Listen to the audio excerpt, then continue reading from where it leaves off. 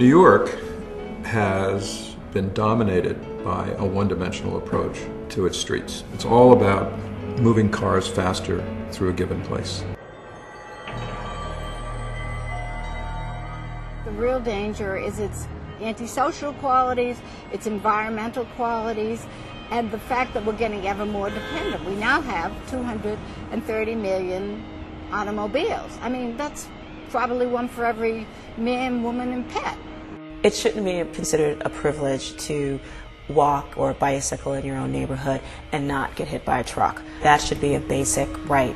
So it's going to be increasingly difficult for New York to market itself as a place where you can get the most done in the least period of time with the best workforce if in fact we're not able to solve the congestion problem. We've got to be able to get to the point, something that in fact enhances complexity, that enhances flexibility, that frees us from stasis, because the automobile, it just doesn't work.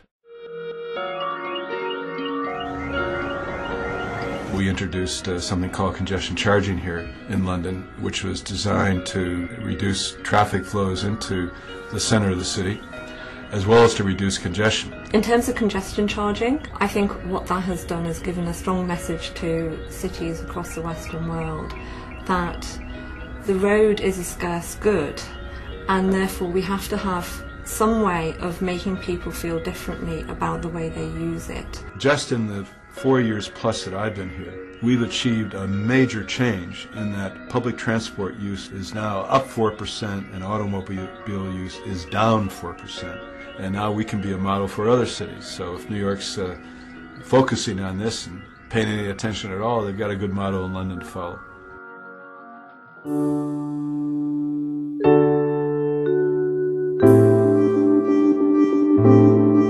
What you're seeing here is something that's being reclaimed. Delanoy is mayor of this limited space, which is something like half a dozen miles across. He is going to at least lay the base for a city in which people have a shot at lives, spending a lot less time in their cars and a lot more time around people. So what Bertrand Delanoy is doing is taking the place out of the cars and giving it to buses, pedestrians, and to bicycles. If Bertrand Delanoy succeeds, it will be a big change, historical change, after 1 century of car domination. The story from Copenhagen is interesting about the bicycle. What happens if we make a good infrastructure for bicycling? What happens over 5, 10 or 15 years? More and more people get the good idea that maybe it's smart to bicycle. Every man in Copenhagen, every woman in Copenhagen uses his bike every day. It's a normal way to transport yourself.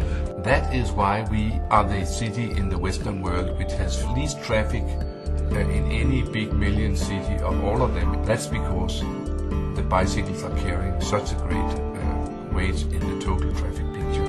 It's really wonderful to live in a city where every day when you wake up in the morning, you realize that today the city is a little bit better than yesterday. I've had this feeling now for almost 40 years.